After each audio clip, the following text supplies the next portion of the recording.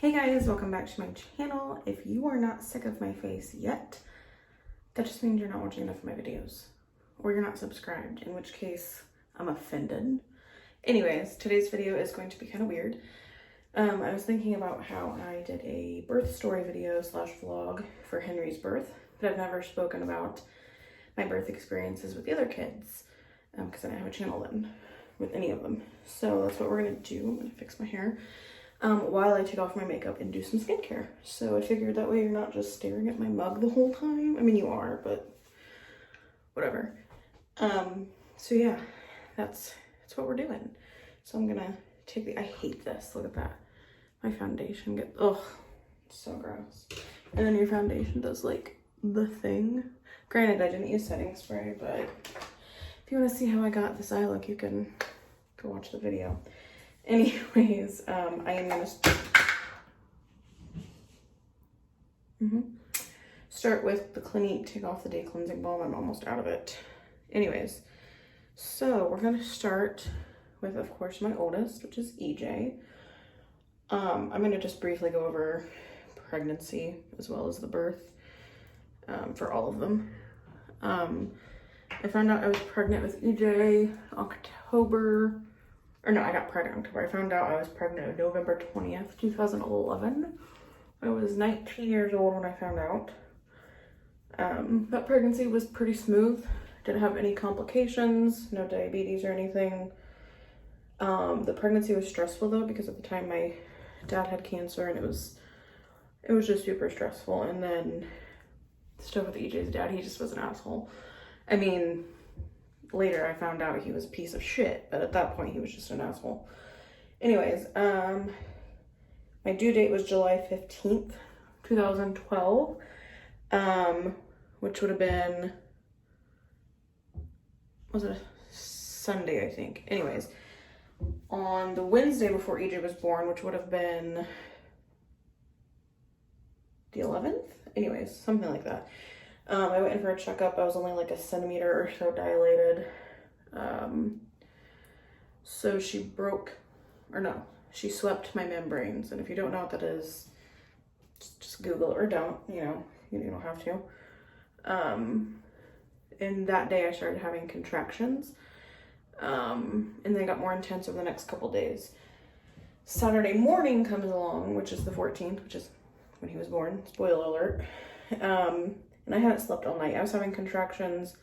They weren't super close together. There are toys in the sink. This is the kids' bathroom.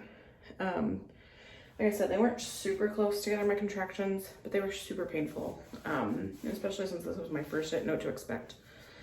But I compared them to a sledgehammer being taken against my pelvis. So I called my doctor around like 1 o'clock in the afternoon. I'm using makeup wipes. They're not good for the environment. I'm just using up what I have. And then I just won't be buying them anymore. Anyways, so I called my doctor around like 1 or so in the afternoon. I was like, hey, I haven't been able to sleep. These contractions are keeping me up. And she's like, all right, come to the hospital. And we'll see if we can like give you something to help you sleep. So I go to like the triage, which, if you've had a baby, they don't just automatically send you to like a delivery room. They put you in triage to see if you're even like close. So we're in triage and EJ's dad's with me. At the time it was his dad, you know what I mean. And she checks me and she's like, oh, you're 7 centimeters. And I'm like, oh, well, that makes sense, And they're like, do you want an epidural? And I'm like, yes. I was young and it hurt. I mean, labor is not fun. I know everyone has different experiences, but anyways. So they get me to my room. They give me my epidural. My doctor breaks my water. A lot of this is a blur because it's been 8 years, And also I feel like I probably blocked some of it out. EJ's biological dad was there, like I said, and then my ex-sister-in-law was there. And I'm just gonna mention this once because I'm petty. And I didn't know this at the time, but once I found out, it kind of ruined this memory for me a little bit. But turns out they had slept together while I was pregnant. So Anyways, her and my brother are no longer together, thank God. But she was there. Anyways, they broke my water. I don't remember what time. And then around 6 o'clock, she's like, "You're ready. We're gonna start practice pushes." And like I said, EJ's was a blur. Now, he was born at 6:17, so I think I pushed for like 20 minutes or something. And let me reverse a little bit. This is something that as a new mom, I did not know. As a first-time mom, I did not know. And if you're pregnant now, or if you just didn't know this, do not, under any circumstances, I don't care what Google says, I don't even care what your midwife says, take castor oil while pregnant. Don't fucking do it to induce labor. It's so dangerous. I didn't know it. I took castor oil a few days before he was born, or maybe like a week. It caused him to poop in the womb. So NICU had to get involved, and luckily he was fine. He didn't even have to be in the NICU. They just came and checked on him. But I'll have to insert a picture here.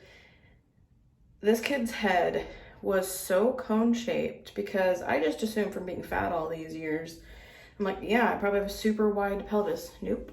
That kid had some issues getting out. I did rip. I had a few stitches. But he was born at 6:17. He was 8 pounds, 3 ounces. I want to say he was 20.5 inches. I have a picture of his thing somewhere. I'll look for it. But yeah, the pregnancy with him was pretty easy. Labor wasn't bad either, considering it was my first time. That was my birth story with him. I'm gonna wash my face super quickly. Like I said, there's toys in my sink right north. But yeah, that pregnancy was pretty quiet, other than like just stuff going on in my life. And there was some drama with my baby shower with him, but that's whatever. Yeah, so we will talk about Genevieve next, which how she came along is just a funny story in general. So Alex and I had met in October of 2014. We were just talking. We said we were just going to be like friends with benefits, basically, let's be honest. You know, judge me, it is what it is. Someone could educate me on how to wash my face without that happening, that'd be great. Anyways, so Genevieve was conceived WrestleMania weekend 2015, which if you don't know is like the beginning of April. Not planned. We had been drinking. Anyways, with her though, at the beginning of the pregnancy, like my period was super late. Like super late. So by the time, like I took a bunch of pregnancy tests, they were all negative. Ironically, I went to the doctor to get birth control, and they're like, "Oh, you're pregnant." And I'm like, huh. So based off my last period, I was like, okay, so I'm like 9 weeks pregnant. But it turned out that like, because my last period had been in February, so didn't have one in March, didn't have one in April, so I thought I was about 9 weeks pregnant. No, I was only like 4 or 5 weeks pregnant, so I just didn't have one. And like I didn't ovulate in March, I guess. Or yeah, in March. Anyways, that pregnancy was fairly quiet. And then they did induce me with her at like 38 weeks and some days. Because I had like a couple instances of like borderline high blood pressure. So I went in the night of December 22nd. So I went in around, it was nighttime, like 11 something, because my brother dropped me off because Alex was working. I had foundation in my hairline because Alex was working thirds at the time.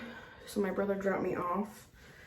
I'm going to do my mask.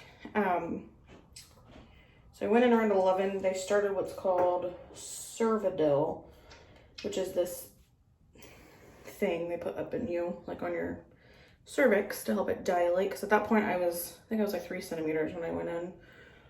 And I started having contractions like almost immediately, but they were tolerable as I remember. I slept a little bit through the night.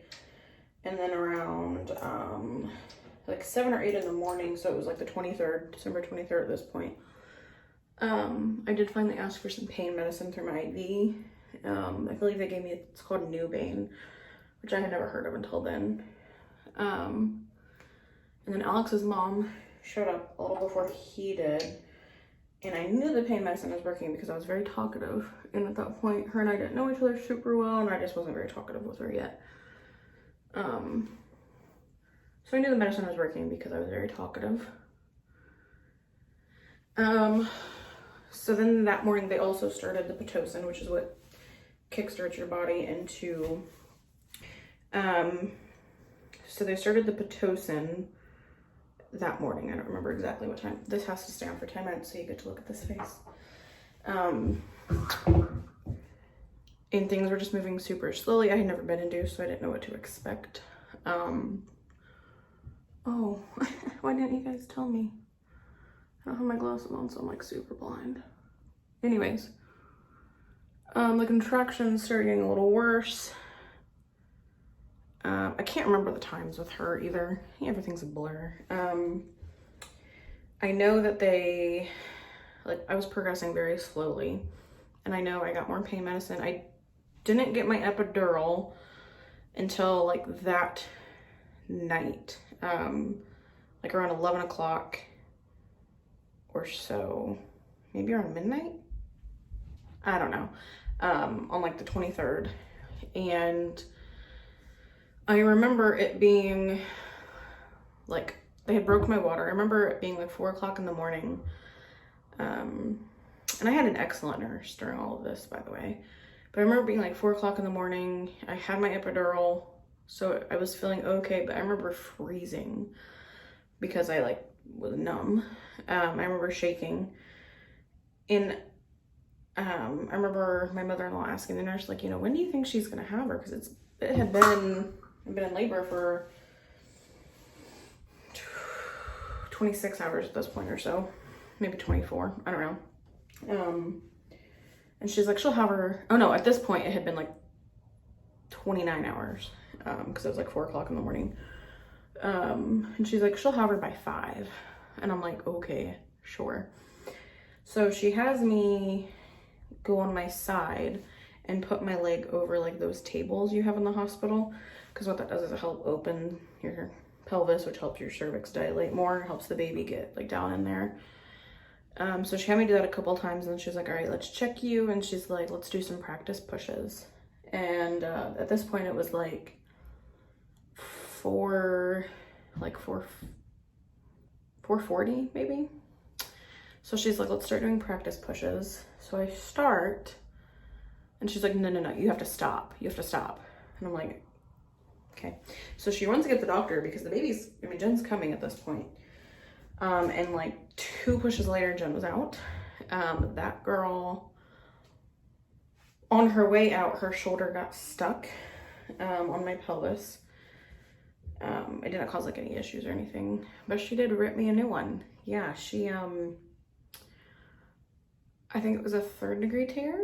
It was not fun. I remember, if you've ever had a baby, after you have a baby vaginally, you're under these bright lights, your legs are just like up in stirrups, there's just people walking around with the baby and talking and doing their thing. Meanwhile, like, you're just spread bald eagle for the world to see. But they were stitching me, and that was fun. That was super fun. I forget how many stitches I had, but it was almost to my butt. But Genevieve weighed 8 pounds, 5 ounces, and I think she was 21 and a half inches. She was a big baby. But yeah, it was so much different from AJ's one because I was induced, obviously, but I didn't know what to expect being induced. And this one was only more painful because I think it only felt more painful because with AJ, I feel like I labored at home a lot, and just I was so young and unaware. I could have gone in sooner. I just didn't know like when to, because I was waiting for my water to break and it never did. Obviously they broke it for me. But with Jen, I'm in the hospital the whole time, so it's like annoying because you're waiting. That's what you're doing. You're laboring. Alex was annoying because he worked 3rd, so he was tired, and I was tired. I hadn't slept. I didn't sleep hardly the entire time. But yeah, that labor and like that pregnancy wasn't terrible. All right, so now we're gonna go to Charlie. She was planned, which I'm sure I'll get judgment for because I'm overweight and blah, blah, blah. Anyways, we started trying for her May of 2017. I got pregnant June of 2017. My due date with her was March 10th, 2018. That pregnancy started out fine. Like with none of my kids, I didn't have morning sickness with any of the pregnancies. I was really lucky. So the beginning of my pregnancy with her was fine. We had just started keto at that point, so I had lost some weight. And I ended up losing 10 pounds during this pregnancy, which may have been the cause of something else or the effect of something else. And then about 3/4 of the way through, I can't remember exactly how far along I was. It was getting towards the end. I want to say it was like 36 weeks or so.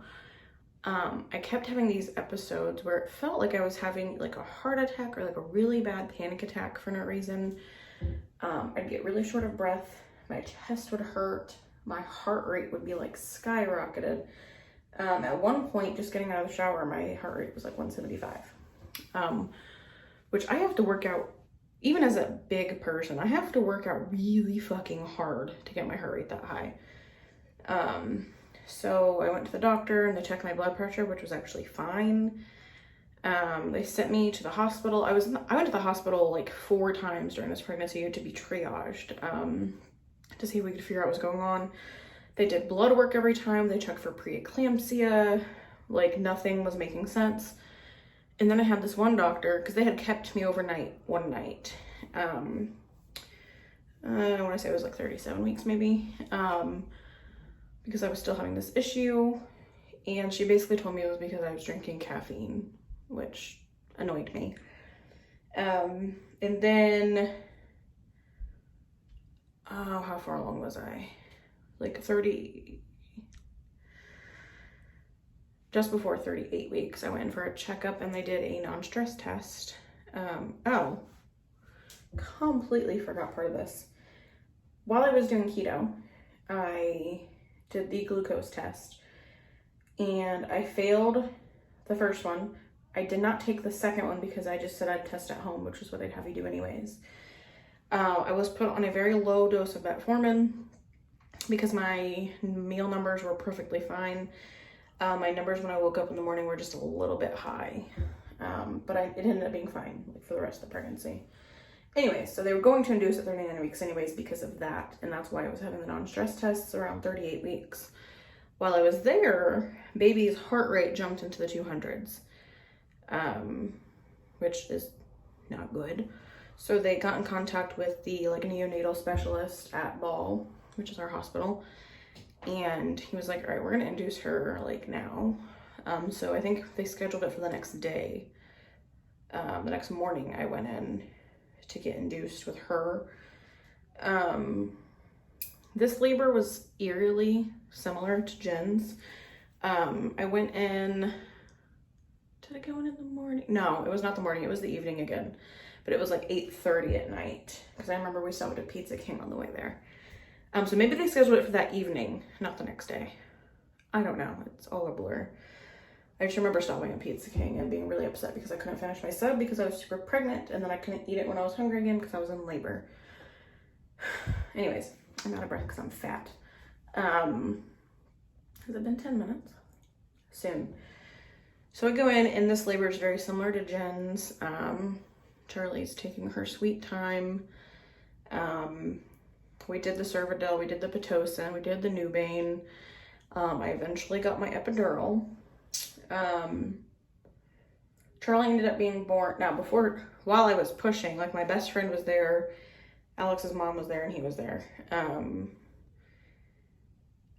As I was getting ready to be ready to push, I got super nauseous and started throwing up from pain because my epidural had wore off on one side. And it woke me up out of my sleep because it hurt so much. It felt like a chainsaw cutting between my pelvis and my leg. Anyways, and I started throwing up. After that, they said, you know, it's time to push. And one push, I'm not even exaggerating. I promise Alex is out there to handle that. Anyways, one push later and Charlie was out. I had no stitches, no tearing, nothing. Now, because I had gestational diabetes with her, they had to check her blood sugar. She was born weighing 8 pounds even. I'll have to go look. I can't remember how long she was, like 21 and a half-ish. They checked her blood sugar after she was born because I was diabetic during my pregnancy, and hers was super low. And for that, they take them to the NICU. Now, normally, they would just monitor that, and like once their blood sugar for 24 hours had stayed fine, she'd be free to go. She ended up staying for like 5 days because they couldn't get her to eat. She was just super sleepy, and she wouldn't wake up to eat. And then she had a problem with sucking. I didn't even try to nurse at this point. I was pumping because she was in the NICU, and she had tubes and such, and they ended up giving her an NG tube because it wasn't a lip tie or anything. She just had trouble sucking, and then she just wouldn't wake up to eat. So even after they got her blood sugar under control, they had to get her to, like, you know, eat properly. And we had to do, oh my God, I can't remember what it was called. The kind of feedings when they're on their side, and then you like let them rest, and then you put it back in. I feel so stupid because I can't remember what that was called. But we had to do that for a while. And of course, she ended up being fine and ended up taking her bottle fine and all of that. So we did have that little bit of a scare of her being in the NICU, and that part was a little scary. Obviously, she was fine, so we're really thankful for that. But that pregnancy was difficult because just we didn't know what was going on. I didn't even tell you what was going on. Wow. Anyways, when I was single, all these heart issues. Oh, Jesus. A week before I had been induced, when I went to that appointment, we found out it was my thyroid. I had an overactive thyroid, which was super ironic, super random, but it was causing me to have tachycardia, which was causing her to have tachycardia. They did put me on medicine for it, and then after I had her, it went away. Can't believe I just completely left out that. I'm just tired. Anyways, I'm gonna rinse this off. And I'm gonna wrap up this video because I was gonna tell you about Charlie or Henry's, but you can just go watch the video. I had wore this mask in like one of my last videos, like my vlog video. And I said how Alex calls that my period mask because it's red. I'm trying to think if I left anything out of those stories, since I almost left out like the biggest part of my pregnancy with Charlie and what made that pregnancy so difficult. Because if you go watch the video about Henry, I ended up having thyroid issues with him as well. But yeah, I'm very blessed that I'm able to have babies. When I got pregnant with Henry, I had a lot of guilt because he wasn't planned. In fact, Charlie was supposed to be our last, but accidents happen. We just weren't careful, and you know, it is what it is. He's here and we love him and we're blessed. But I felt really guilty when I got pregnant with him because I know quite a few people who suffer from infertility, who, you know, had to do years of IVF treatments and who have miscarriages. And I remember when I posted the video announcing I was pregnant, I didn't even call it that. It was just a makeup video where I talked about it because I didn't want to do a dedicated video because I felt so much guilt that all these people that I love in my life have so much trouble having babies, and you know, I was doing it by accident. So, but we're very lucky to have 4 beautiful, healthy kids. And I just posted on Facebook earlier, I'm gonna put on this Lineage sleeping mask. Like I said, I only use this when I use my peel. But I mentioned on Facebook earlier, I posted a video of Henry, and it's just crazy how I can love all 4 of my kids equally, but like the bond I have with each of them is so different and so special. Like, yeah. But I do want to do a quick small update on my like rant video, which is like a mental health video. Just like an update from that evening until like the next day, that entire next day, like and a half, was really dark. In that video I had mentioned not having any ambition in life, and I think that triggered me to like really start thinking about that kind of thing. And I thought I was gonna have to go to the hospital to admit myself, and maybe I should have, I don't know. Ended up obviously just surviving through it, but I was in a super dark place. You know, I was at that point where I feel like this semi-often, that if it wasn't for my kids, I wouldn't be here, and I wouldn't want to be here. Like, I'm not actively suicidal, I'm not planning my suicide, but I tell people this, that I'm not actively suicidal, but a lot of days I want to die. And I know how selfish that sounds, but if you have like mental health problems, you understand, especially if you're borderline. And like, obviously I got through it, and I knew that I would, but I probably should have gone to the hospital, because maybe they could have adjusted my meds a little better than my doctor can. Like, nothing against her, it's just, I mean, it's not her specialty or anything.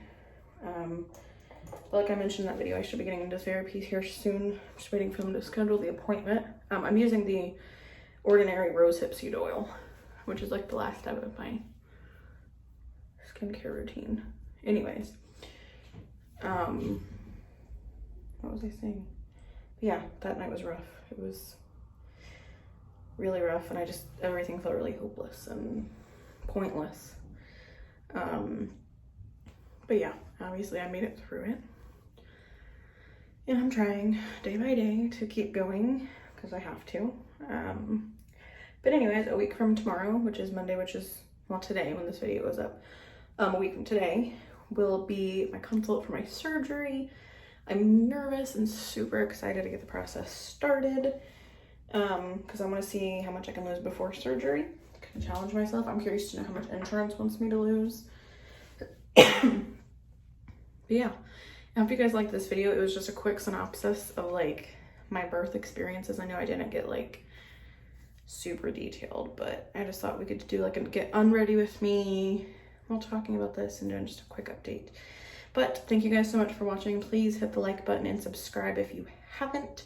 It really helps my channel when you guys hit the like button, because it pushes it through like the YouTube algorithm basically. But I will see you guys in the next one. Bye.